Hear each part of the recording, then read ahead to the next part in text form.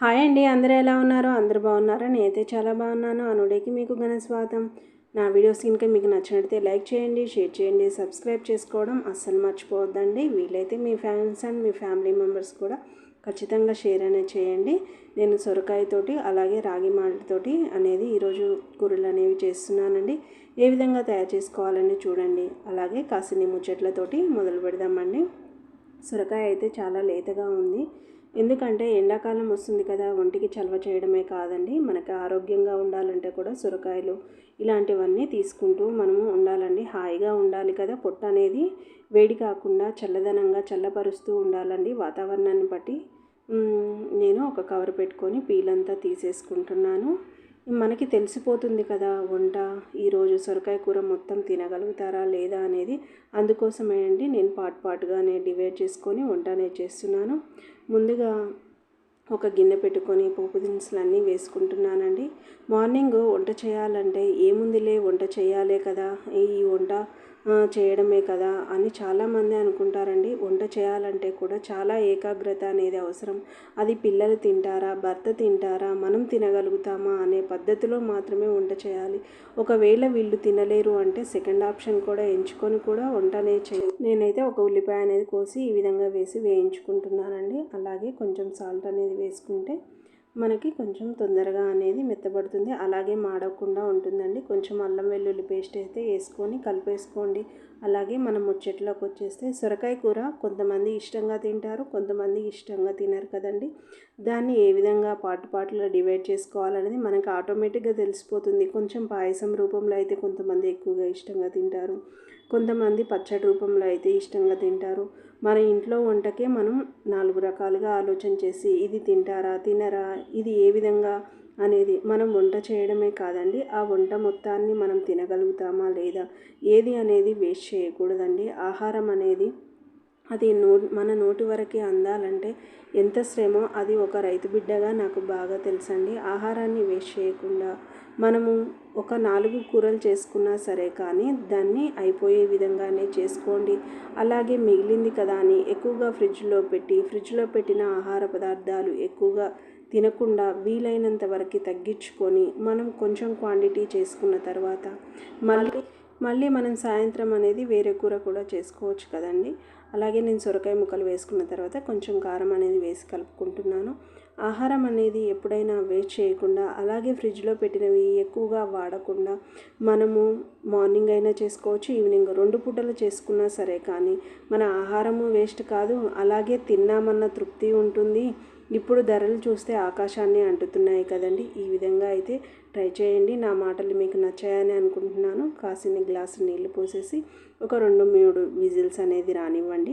ఇలా వచ్చిన తర్వాత నేను సొరకాయ పులుసులాగా చేసుకుంటున్నాను. కొంచెము రసం అనేది వేయండి. చింతపండు ఆరోగ్యానికి చాలా మేలు చేస్తుంది. అలాగే ఎండాకాలంలో కాస్త చింతపండు వేసిన పదార్థాలు తినడం వల్ల మనకి చక్కగా కడుపు నిండడమే కాదండి, ఆరోగ్యంగా ఉంటాము. శరీరంలో ఉష్ణతాపాన్ని కూడా తగ్గిస్తుంది. అలాగే కొంచెం శనగపప్పు కారం వేసేసుకొని చక్కగా కలుపుకోండి. ఒక బెల్లం ముక్క అనేది వేయండి. బెల్లం కూడా ఆరోగ్యానికి చాలా మంచిది. సొరకాయతో బెల్లము చాలా కాంబినేషన్ చాలా బాగుంటుందండి. మా అమ్మ ఎక్కువగా చేసుకొని తింటుంది. కూర అయితే రెడీ అయిపోయిందండి. ఇంకా నెక్స్ట్ స్టెప్ ఏంటి, మనకి పిల్లలకి ఉప్మా అనేది చేస్తున్నాను. ఆ ఉప్మా కూడా కాస్త హెల్తీగా చేసుకుంటానండి. పిల్లలైతే ఇవాళ ఉప్మా తింటాం మమ్మీ అని అడిగితే వాళ్ళకి నచ్చింది చేయడం మన బాధ్యత కాబట్టి వాళ్ళకి నచ్చింది అనేది నేను చేస్తున్నాను. పోపు దినుసులు వేసుకొని కాస్త 4-5 పచ్చిమిరపకాయలు వేసుకొని ఈ విధంగా వేయించుకుంటున్నాను. అలాగే పిల్లలు అడిగిన దానిలల్లా చెయ్యాలా అనే ఆలోచన కూడా కలుగుతుంది కదండి. అలా అడిగిందల్లా చేసి పెట్టాల్సిన అవసరం లేదండి. మనం ఏది చేసి పెడితే అదే పిల్లలు ఇష్టంగా తినేలాగా చేయండి. ఎందుకంటే మనం ఈరోజు మన పిల్లలు మన దగ్గర ఉన్నారు కాబట్టి మనం కోరిందల్లా చేసి పెడతాము.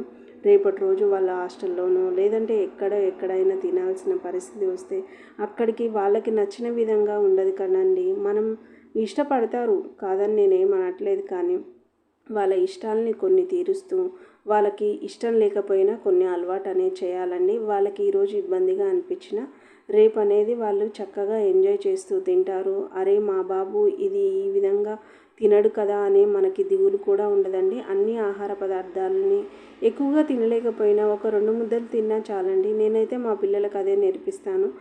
ఎక్కువ తినాల్సిన అవసరం లేదు నాన్న, ఒక 2 ముద్దలు తిను, నీకు కావాల్సినన్ని విటమిన్స్ అనేవి అందుతాయి. అలాగే నీకు ఈరోజు ఇలా ఇక్కడ ఉన్నావు, నేనంటే చేసి పెడతాను, రేపు హాస్టల్లోకి వెళ్ళాల్సి వస్తుంది, అప్పుడు ఎలా అని నేను సంజాయిస్తూ ఆహారాన్ని అనేది తినిపిస్తాను. అలాగే తినమని కూడా గట్టిగా అనేది హెచ్చరిస్తూ ఉంటానండి. మీరు కూడా ఇంతేనా? ఇంతే అయితే ఖచ్చితంగా కామెంట్ అనేది చేయండి. పక్కన రాగి మాల్ట్ అనేది, రాగి ముద్దలు అనేది తయారు చేసుకుంటున్నాను. అలాగే తగినంత రాగి పిండి వేసేసి రాగి ముద్దలాగా చేసుకుంటున్నానండి. అన్నం కాకుండా నేను రాగి ముద్దలు అనేవి ఈరోజు అనేది చేసుకుంటున్నానండి. అలాగే ఈరోజు మొత్తం రాగి ముద్దతోటి అలాగే సొరకాయతోటి కర్రీస్ అనేవి ఈ విధంగా చేస్తున్నాను. ఒక 2 గ్లాసుల వాటర్ అయితే పోసేసుకోండి. మీరు ఎంతమంది వాతావరణాన్ని బట్టి లేదంటే ఎండాకాలంలో ఒంటికి చలువ చేసే పదార్థాలు ఎక్కువ వాళ్ళ ఇష్టాన్ని బట్టి చేస్తూ ఉంటారు కదా. మీరు ఎంతమంది చేస్తారో ఖచ్చితంగా కామెంట్ అనేది చేయండి. నేను కొంచెం సాల్ట్ అనేది వేసుకొని మూత అయితే పెట్టుకుంటున్నానండి. తర్వాత పక్కన స్టవ్ ఉంది కదండి, అది కూడా ఒకసారి తీసేసి ఒకసారి అనేది కలుపుకుంటున్నాను. అయితే పిల్లలు ఇష్టం లేకుండా ఎలా కూరగాయలు తింటారో, వాళ్ళకి ఏ విధంగా తినిపించాలి అనేది నేను కొంచెం అయితే డిస్కషన్ అయితే చేస్తానండి.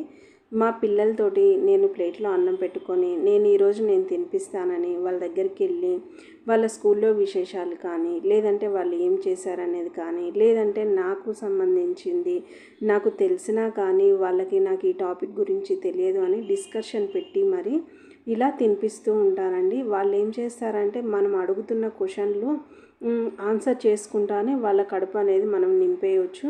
నేనైతే ఈ విధంగా అనేది అలవాటు చేస్తూ ఉంటానండి. చిన్నగా ఉన్నప్పటి నుంచి పిల్లలు మనకి ఈ ఆహారం అనేది అలవాటైన దగ్గర నుంచి ఈ విధంగా అనేది తినిపించేసేయండి.